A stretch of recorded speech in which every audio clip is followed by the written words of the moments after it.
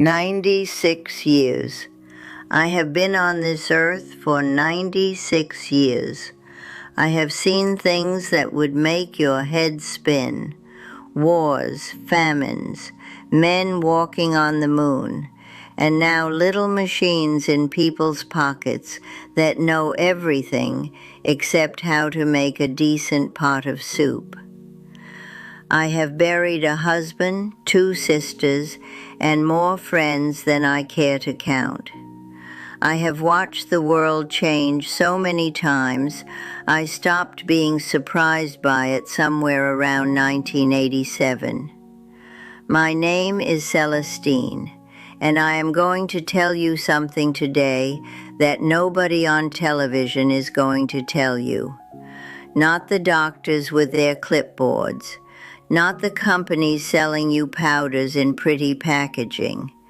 Not the influencers on those little videos doing their little dances while they drink something green that tastes like a lawn.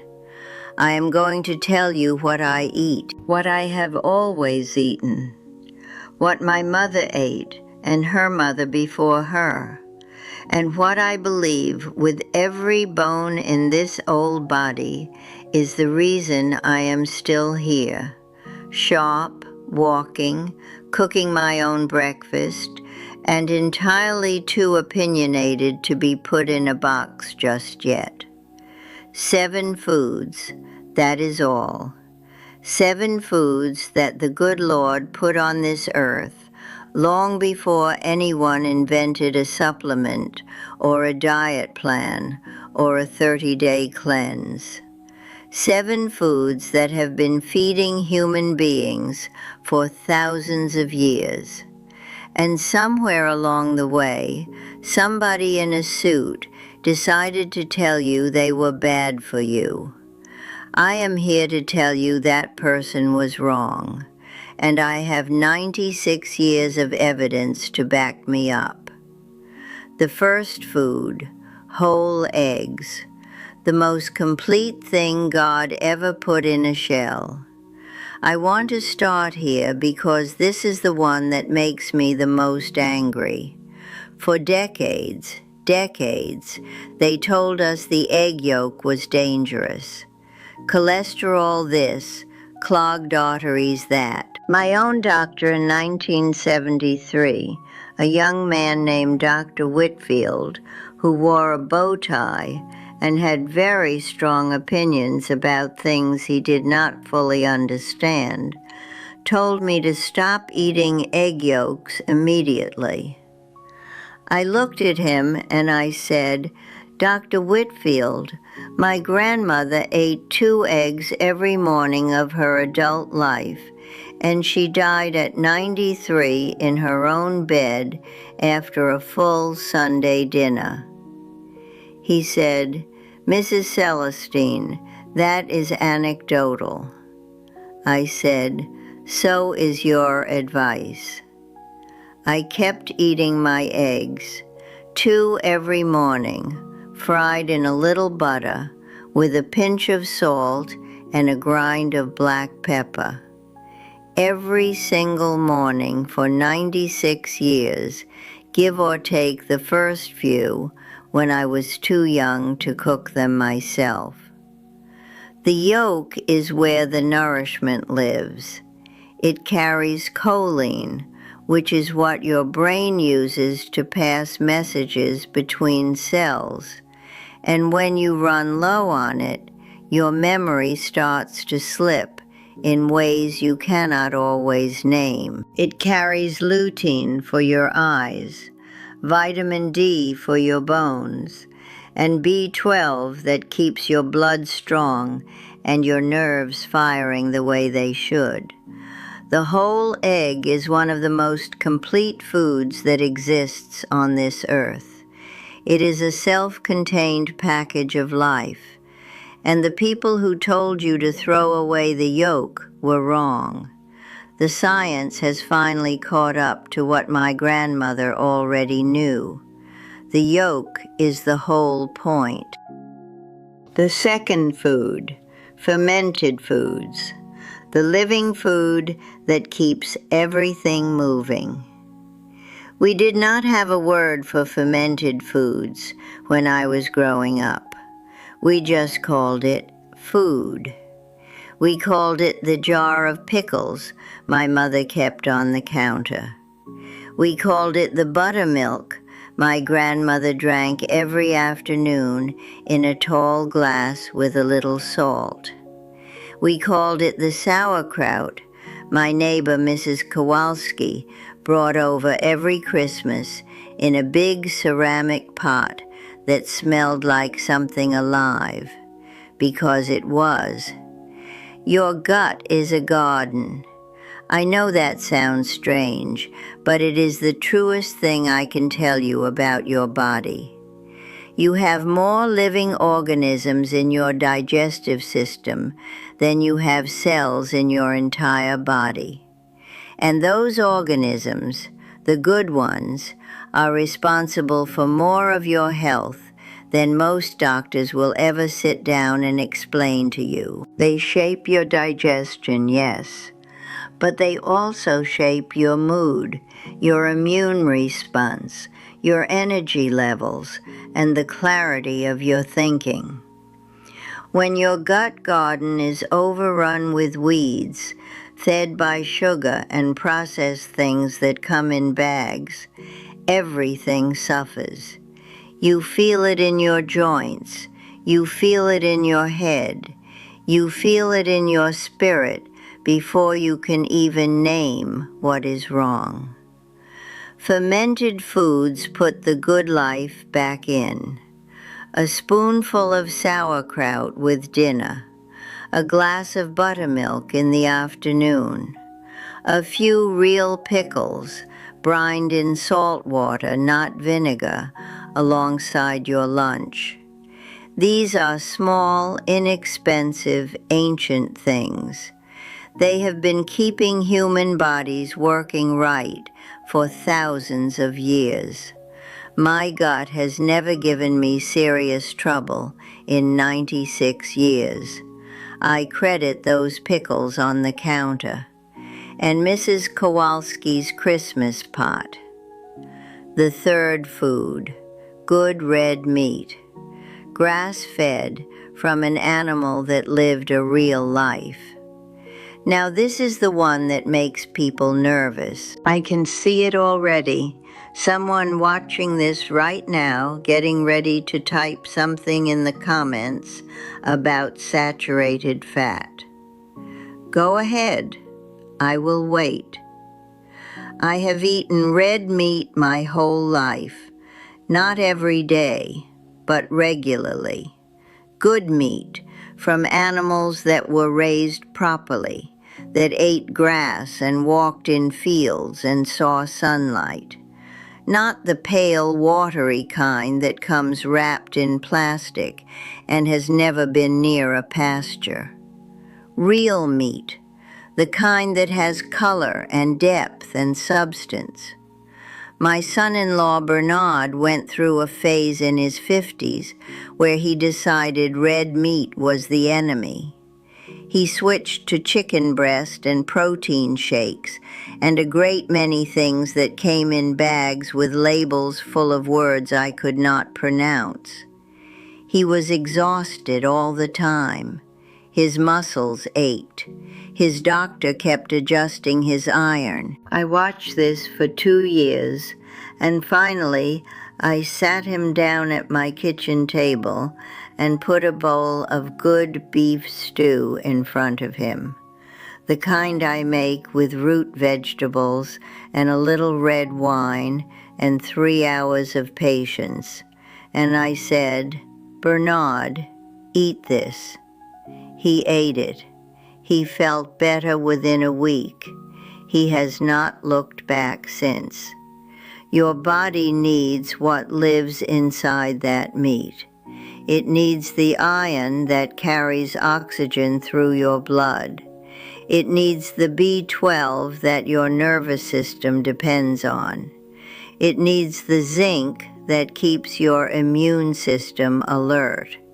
It needs the creatine that holds your muscles together as you age. These are not optional. They are the raw materials of a body that functions. And when you remove them and replace them with things manufactured in a laboratory, your body notices every time. It always notices. The fourth food, berries. The color is the medicine. Eat them every day. When I was a girl growing up in rural South Carolina, we had a blackberry bush at the edge of our property that my grandmother tended like it was a member of the family. Every summer, from the time I was old enough to hold a bucket, I picked berries from that bush. My hands would be stained deep purple for days afterward. My grandmother would make jam, make syrup, make pie, but she always made sure we ate a handful raw, right off the branch, every single day they were in season. She used to say, "Celestine, the color is where the healing is." I did not understand what she meant when I was 7 years old. I understand it completely now. The deep purple, the dark red, the rich blue of berries, that pigment is not decoration. It is a compound called polyphenols, and it is one of the most powerful things you can put in your body to fight the slow damage that living does to your cells. It keeps blood vessels supple. It keeps the mind from going foggy. It keeps inflammation, the quiet fire that burns through aging bodies, from getting out of control. I eat a handful of berries every single day.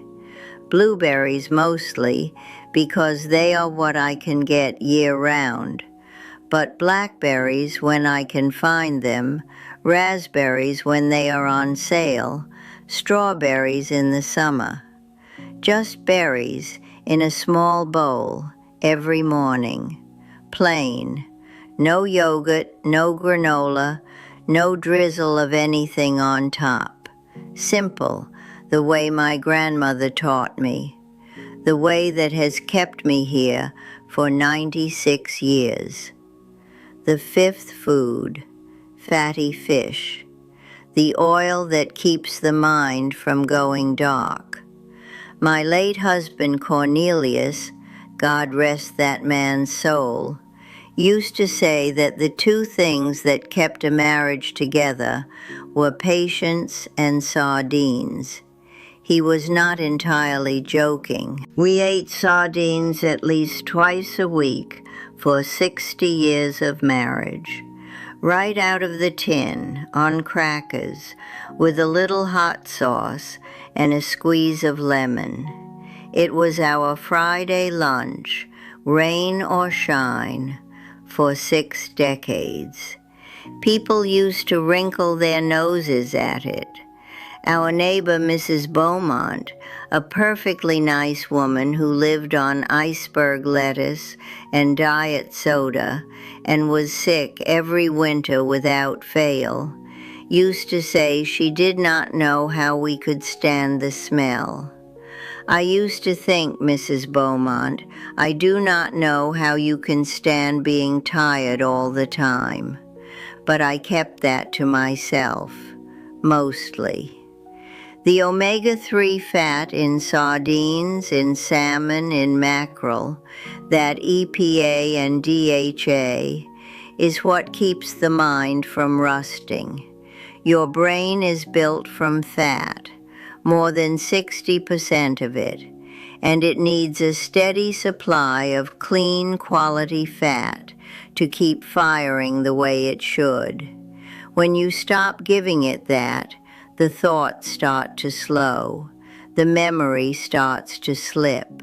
A sadness settles in that has no clear reason. I have watched people I love go through that, and I have always believed, I cannot prove it, but I believe it, that a great deal of it could have been helped by 2 tins of sardines a week.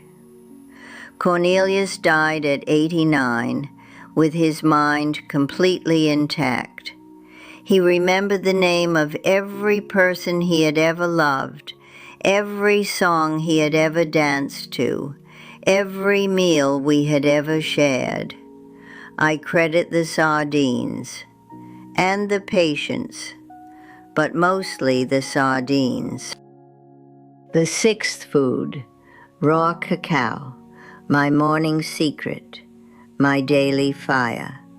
Every morning after my coffee is poured, I stir 1 heaped teaspoon of raw cacao powder into the cup. Not cocoa powder from the baking aisle, not hot chocolate mix, raw cacao, the dark, bitter, almost earthy powder that smells like something ancient and tastes like the inside of a forest. My great-granddaughter Naomi tried it for the first time last year and made a face like I had handed her medicine. I said, "Baby, that is exactly what it is." She said, "It tastes like soil." I said, "The things that are best for you usually do." Raw cacao carries something called PQQ, a compound that signals your body to build new mitochondria, new energy centers inside your cells. At 96, anything that tells my body to build something new rather than simply wear out the old is worth its weight in gold. It also carries magnesium, which eases the muscles and quiets the blood vessels and settles the mind. It carries flavonoids that protect the heart, and it has theobromine, a gentle, slow-burning lift that lasts for hours without the sharp edge of caffeine. I have stirred it into my morning cup for over 30 years. It is my small daily ritual, my little fire, and I still feel it working every morning. The 7th food, black coffee, strong, hot, and without apology. I have saved this one for last because it is the one people argue about the most, and I want you to be paying full attention when I say it. I have had a cup of black coffee every single morning since I was 15 years old. Every morning, rain or shine, sick or well, grieving or celebrating. My coffee has been the one constant in a life full of change. When my daughter Vivian was in her 30s, she came to me one morning with a newspaper article about how coffee was going to give me a heart attack. She set it on the table next to my cup with the look of a woman who thought she was doing me a favor. I picked up the article, read the first paragraph, set it back down, and took a long, slow sip. I said, "Vivian, the man who wrote this article is probably sitting at his desk right now drinking a cup of coffee." She laughed. She could not help it, and she never brought me another article like that again. What I know about coffee is simple. It wakes up the body from the inside, not just the mind, the whole body. It is rich in compounds that fight the cellular damage that accumulates over a lifetime. Every morning when I drink it, I feel my hands loosen, my thoughts sharpen, my spirit come back to itself. but drink it black, no sugar, no powdered creamer, no flavored syrups. The moment you start adding things to it, you are no longer drinking medicine. You are drinking a dessert with a caffeine problem. Black coffee is the ritual. Everything else is just noise. But here is the thing nobody tells you. The food is the fuel. The spirit is the engine. I have told you about 7 foods, and every one of them is real, and every one of them matters, and I stand behind every word I have said. But I would be lying to you, and I am too old to lie, if I told you that the food alone is why I am still here. The food keeps the body running.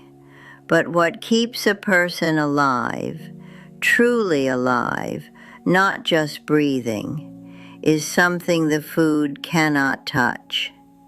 It is your reason to get up in the morning. It is the people you love and the people who love you back. It is the faith that holds you together when everything else falls apart. It is the laughter, the real, deep, helpless laughter that comes from somewhere in your belly and shakes your whole body. It is the ability to forgive people who hurt you, not because they deserve it, but because carrying that weight will hollow you out faster than any food ever could. I have known people who ate perfectly and died bitter and small. And I have known people who ate whatever they pleased and lived long and full and warm because they had something to live for. The food matters.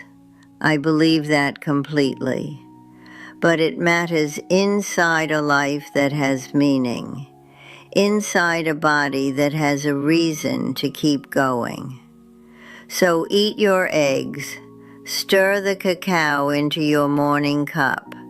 Put the berries in a bowl and eat them plain. Open a tin of sardines and stop apologizing for it. Cook a good piece of meat and sit down and eat it slowly. Keep a jar of pickles on the counter and eat one every day.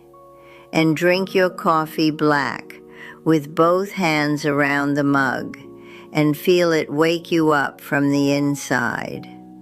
And then go love somebody. Go laugh at something. Go sit on your porch and watch the light change. Go call the person you have been meaning to call. Go forgive the thing you have been holding on to. Go find your reason to be here and hold on to it with both hands. Because I promise you, and I have 96 years of mornings to back this up, the days that feel worth living are not the ones where you ate perfectly. They are the ones where you are fully, completely, gratefully alive. Go live while there is still time.